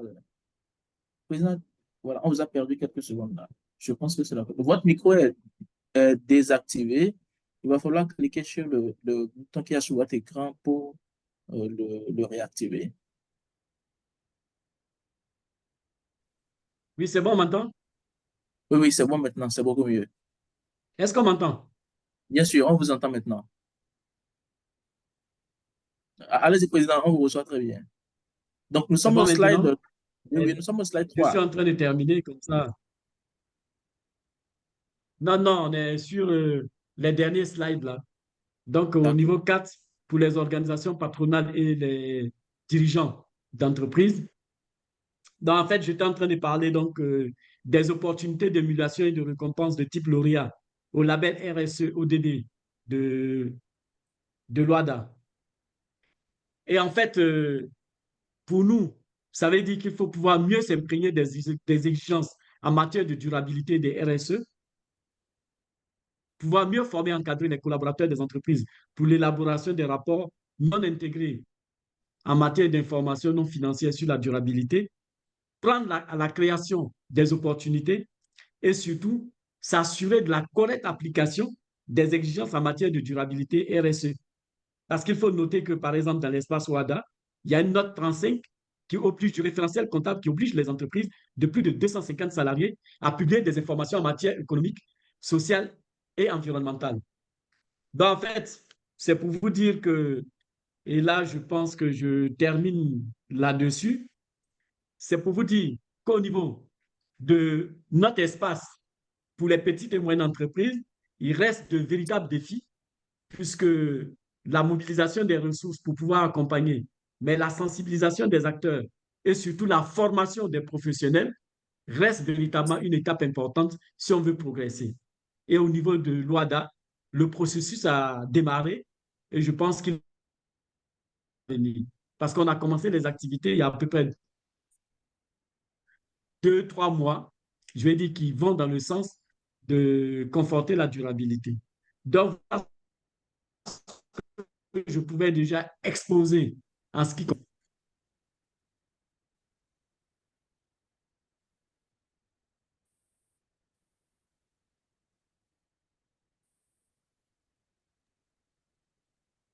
Merci, Président, merci. Merci pour la présentation.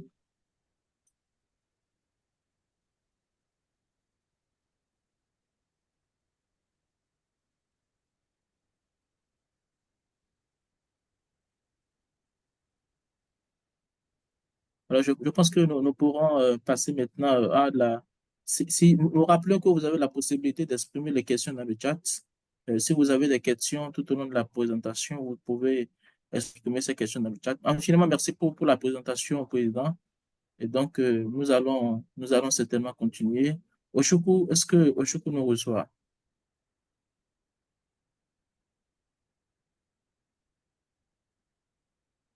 Thank you so much, Mr. Khan. We'll be calling on Mr. Ndeba.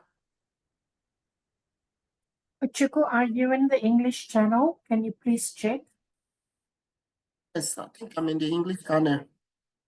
Can you hear me? Yes, now we can. Okay. So sorry about that.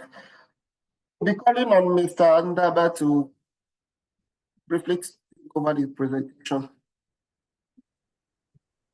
Thank you so much, and good afternoon, and hopefully you can hear me. Hear you. If I can get a confirmation. Yes, we can. You. Okay, thank you so much. I won't take much time. I know it has been quite a long day and for many of you, but I'm just going to sustainability advisory and sustainability reporting space for the past 14 years, and also been involved in some of the Africa initiatives. So I'm just going to share in terms of how the organization really approach sustainability from the right perspective, and what is the sort of things that goes on within the mindset, so that you are able to actually do it in such a way that delivers value, that creates impacts. So I think it really starts from the understanding what is it that we are doing here. And we have heard in our environment different words. For example, we talk of sustainability.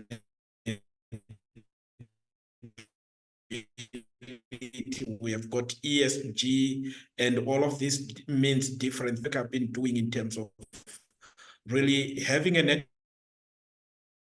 that are emerging, and they sit in different parts of the world. So you find that we've got an ESG starting with environmental, social governance, then mostly for risk management. Then the economic, environmental, social, and governance, this is mostly for delivering impacts, and very much more synonym to developing economies like ourselves in Africa. So why is this necessary in terms of your initial understanding? It allows you to identify which are the standards that are very much more relevant to deliver the goal that I need to achieve. For example, if you are targeting impacts, because there are certain realities in Africa that companies do face. Therefore, what are some of the pillars that I need to work with? So we have got the 4 pillars of sustainability, standing on economic, environmental, social, and governance. And all of these are interrelated. And the moment you leave out one, you find that they'll start impacting the other pillars. So this is corporate sustainability, which is usually the starting point when it comes to understanding corporate sustainability reporting. Where does it actually start? So you'll find that there are about 4 steps, which requires you to start by measuring, and this starts with your strategy, your goals, and the impacts that you intend to achieve. Then managing them along the way, and where there are negative impacts, you then need to actually change. Then it comes to the reporting. But why is this necessary in terms of an exposition? Because As accountants, we become very much more involved when it comes to the reporting. But if we miss out our participation or our involvement in the starting point of measuring the development of the strategy, how do we ensure that sustainability is integrated in our financial strategy for the company? Because sustainability is a very comprehensive risk and business strategy that focuses on integrating environmental, social, and governance into economic and operational decisions and practices.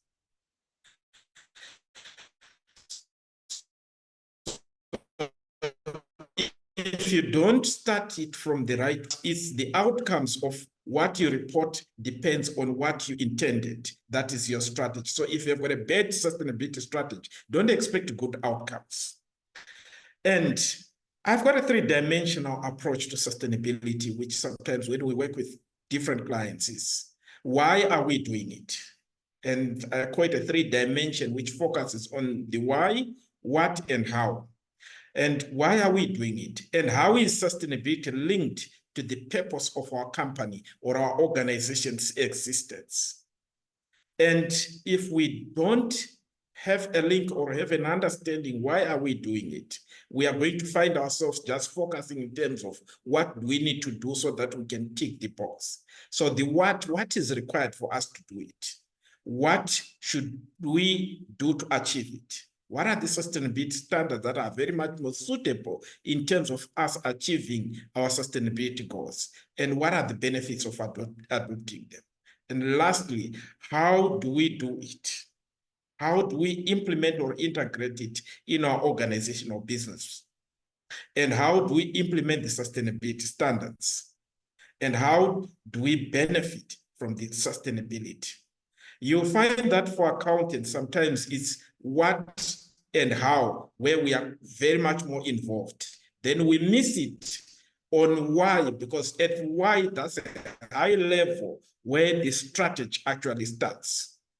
So my call is, as accountants, we need to be involved right from the strategy setting, because we have got a critical role in terms of allocating the resources. What resources are required for us to achieve this? And how do we identify sustainability-related costs and benefits? And how are we going to be measuring along the way? And this is where the three-dimension approach to sustainability becomes fundamental. Because sustainability is almost reporting, it's like an iceberg. What you see at the top there, that's your sustainability report. But in the bottom part where there's the bigger picture, there are lots of things that take place. For example, your stakeholder engagement, your code of conduct, how does it speak to sustainability? How are you integrating ESG or sustainability into your strategy? The data collection and having it on the board agenda. All of these things takes place underneath inside the organization. But what most people see is what is actually at the top of the water level, which is basically your sustainability report. So sustainability report requires a mindset shift. And here, this is depicted from the picture of Hiroshima in 1945 and Hiroshima today. And in the context of Africa, you'd find that sometimes people start politicizing it, that this is something being imposed on us.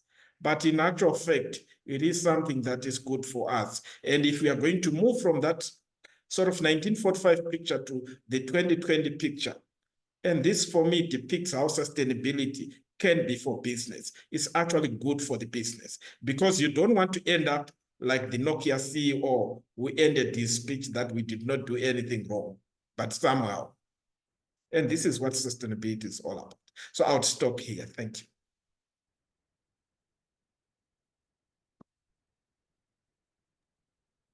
Thank you so much for the presentation. It's very, very insightful. But please, participants, kindly make use of the Q&A box for your questions. And I can assure you that all questions will be attended to. But before we round up, I will be calling on Mr. Norma to give us a closing remark.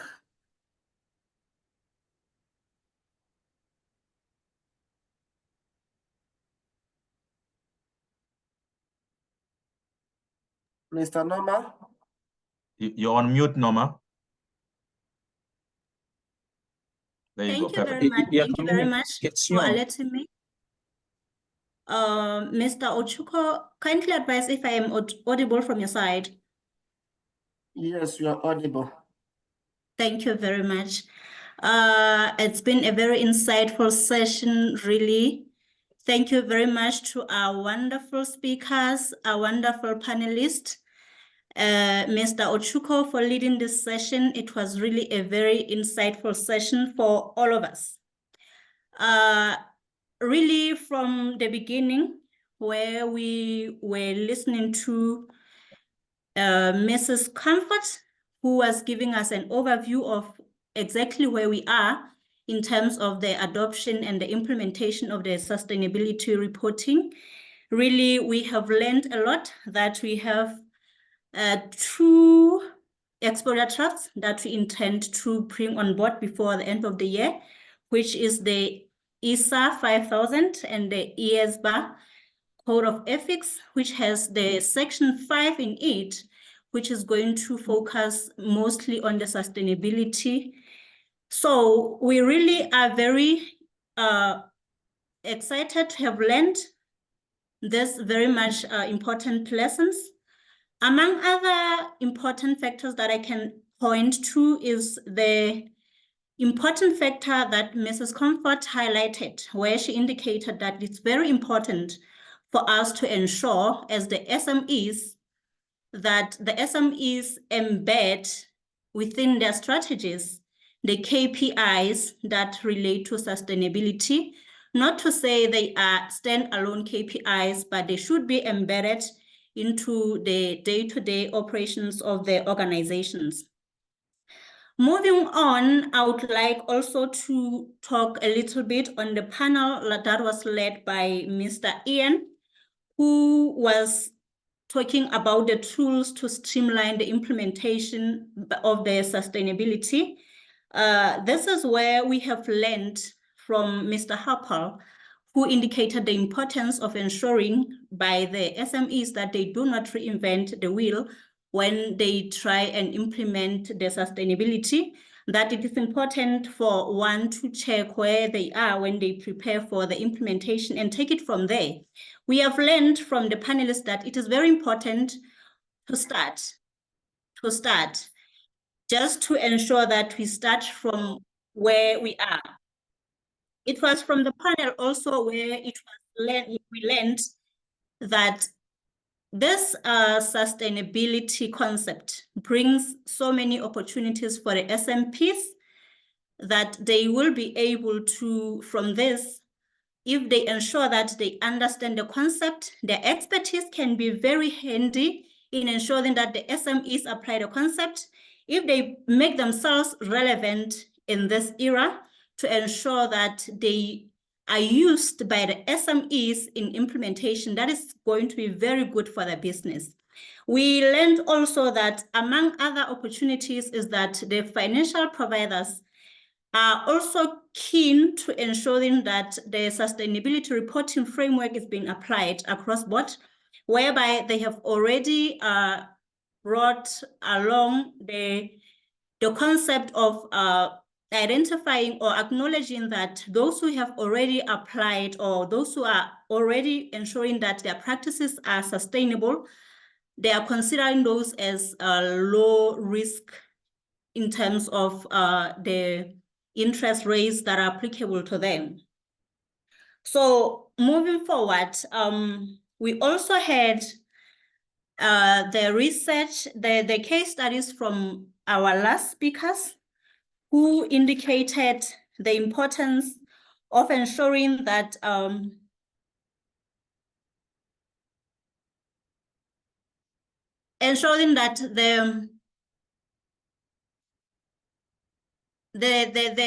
SMPs ensure that there is knowledge, that they understand how this sustainability reporting is being applied so that they can take advantage and help the SMEs in the implementation of such. In summary, I would like to indicate that I have a few take home that I have indicated here in terms of the the PAOs, from what I've learned from the Kenya, our sister PAO from Kenya, that they have already made sure that from their side, they ensure that they bring on board all the stakeholders that are important in ensuring that the sustainability reporting is well understood across board and in the country. They have ensured that there is collaboration between different stakeholders to ensure that the sustainability is being implemented. And also they have indicated to us the important resources that we can use, the templates, the softwares that we can use, or the tools that we can use in ensuring that we report the sustainability information accordingly. Having said that, I would like to also, at this moment, thank the speakers again, to also make the attendees aware that by the end of this session, there will be a survey that will pop on your screens. Will you please take your just 1 minute to ensure that you fill that survey? And it will be very helpful for us, the PAFA team, to ensure that we improve the way we deliver the sessions going forward. We have a session again tomorrow at the same time. We will be very pleased to have you on board. Thank you very much.